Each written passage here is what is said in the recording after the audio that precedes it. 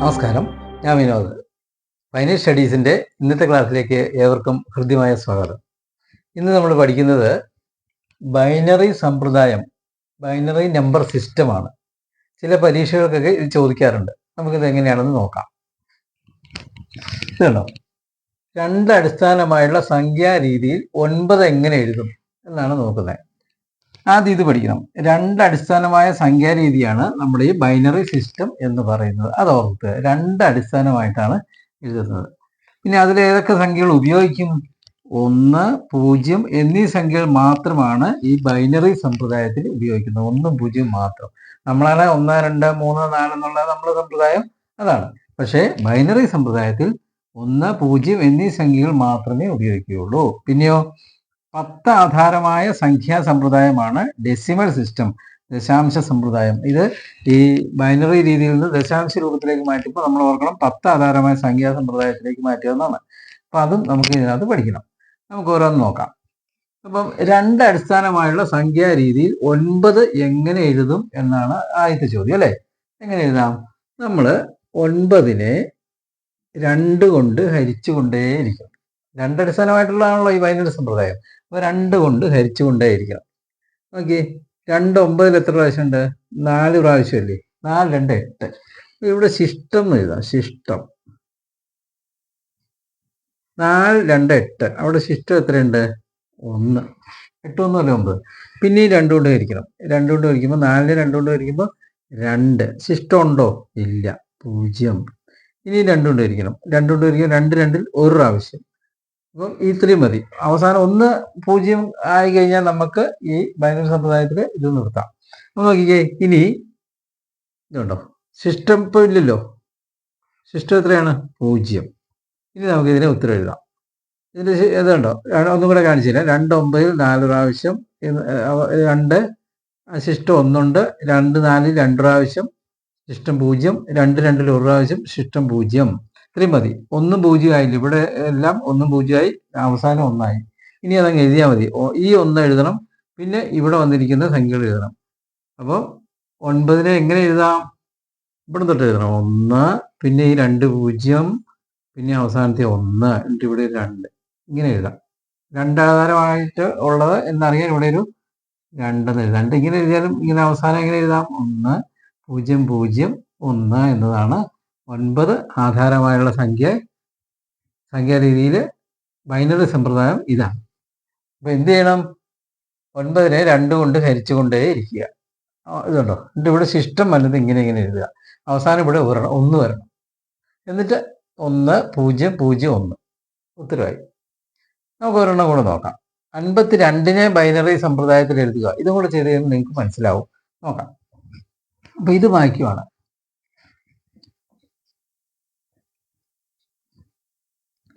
52 എങ്ങനെ ചെയ്യണം? 2 കൊണ്ട് ഹരിച്ചുകൊണ്ടേ ഇരിക്കുക. അതായത് രണ്ട് അടിസ്ഥാനമായിട്ടുള്ളതാണല്ലോ ബൈനറി സമ്പ്രദായം.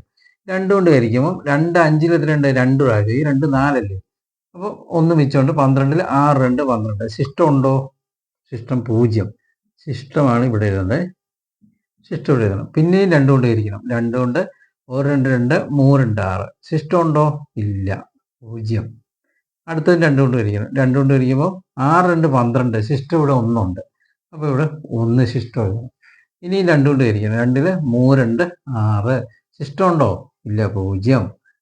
ഇനി 2 കൊണ്ട് ഹരിക്കുമ്പോഴോ 3 2 ഒരു പ്രാവശ്യമുള്ളൂ. ശിഷ്ടം എത്രയുണ്ട്? 1 2 2. ശിഷ്ടം 1 ഉണ്ട്. ഇപ്പം എല്ലാം 1 0 ആയി കഴിഞ്ഞില്ലേ? ഇനി നമുക്ക് ഇങ്ങനെ എഴുതിയാൽ മതി. എങ്ങനെ എഴുതാം?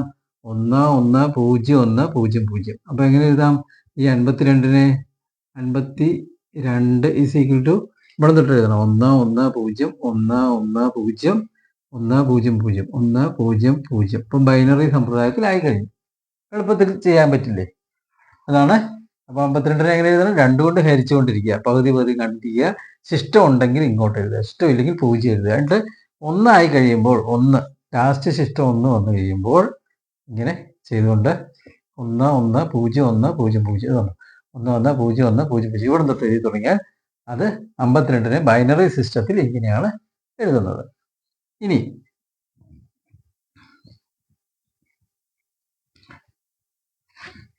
ഇതാണോ, 1010 എന്ന സംഖ്യയെ ദശാംശ സംഖ്യയായി എഴുതുകയാണ്. ഇതുണ്ടോ 1001. ഇനി ദശാംശ സംഖ്യ എഴുതാൻ അത് നമുക്ക് എന്ത് ചെയ്യണം? ഇവിടെ തൊട്ട് എഴുതണം. 2 അടിസ്ഥാനമായിട്ടുള്ളതാണല്ലോ. 2:0, 2:1, 2:2, 2:2, 2:3, 2:4 എന്ന് ഇവിടെ ഇങ്ങനെ 0, 1, 2, 3, 4 ഇങ്ങനെ എഴുതിയാണ്. എന്നിട്ട് ഇവിടെ കൂട്ടണം. അപ്പോൾ നോക്കിയേ 2:4 അത് എത്രയാണ്? 2:4 എന്ന് പറയുമ്പോൾ 2 × 2 ഈ 2 4, 4 2 8, 2 2 16. ആ 16 പിന്നെ ഒന്നുകൊണ്ട് കൂടെ ഗുണിക്കുക. അത്രയാണ് 16 × 1 16 പ്ലസ് അങ്ങനെ. ഇനി 2:3 എത്രയാണ്? 2 × 2 × ഇത്രയും വരും. 2 × 2 × 2 ഈ 2 4 2 8. 8 × 0 എത്രയാണ്?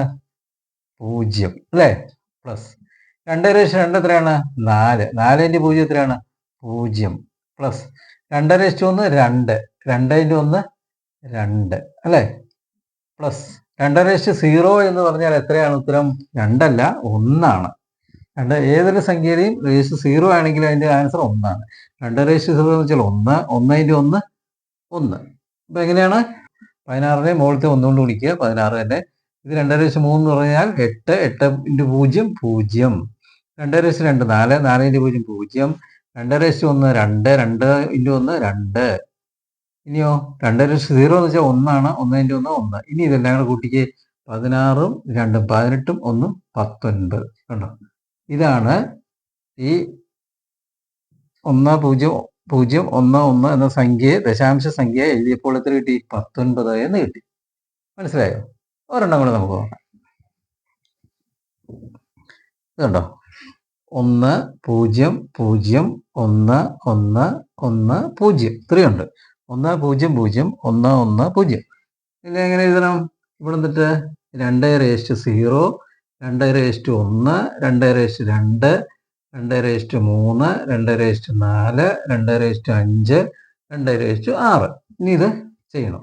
2:6 എന്ന് പറയുമ്പോൾ എത്ര വരും? 2 × 2 × 2 × 2 × 2 3 4 5 ഒരു 2 കൂടെ ഉണ്ട്. ഈ 2 4 4 2 8 2 16 16 2 32 32 2 64 വരും. അപ്പോൾ ഇവിടെ 64 64 × 1 64 പ്ലസ് ഇനി 2:5 എത്ര വരും?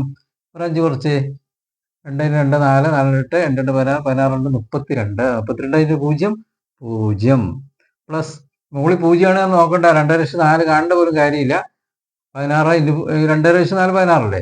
2 × 2 × 2 2 4 4 8 2 16 × 0 0 പ്ലസ് 2:3 8 8 × 1 8 തന്നെ പ്ലസ് 2:2 4 4 × 1 4 പ്ലസ് 2:1 2 തന്നെ 2 × 1 2 പ്ലസ് 2:0 1 1 × 0 0 അല്ലേ?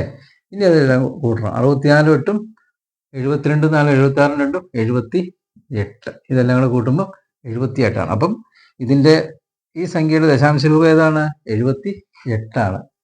അപ്പോൾ ഇത് നിങ്ങൾക്ക് മനസ്സിലായി എന്ന് വരുന്നു. ഓർത്തിരിക്കുക, 2 അടിസ്ഥാനമായ സംഖ്യാരീതിയാണ് ഈ ബൈനറി സമ്പ്രദായം എന്നത്. പിന്നെ 1 0 എന്നീ സംഖ്യകൾ മാത്രമാണ് ഇതിൽ ഉപയോഗിക്കുള്ളൂ. നമ്മളിപ്പോൾ എല്ലാത്തിലും 1 0 1 0 1 അത് ഉപയോഗിച്ചത്. അതിൻ്റെ ദശാംശ രൂപത്തിലേക്ക് വരുമ്പോഴാണ് ആ 78 നമുക്ക് ഇങ്ങനെ ഈ രീതിയിൽ എഴുതി കഴിഞ്ഞ് കണ്ടുപിടിക്കാൻ പറ്റുന്നത്.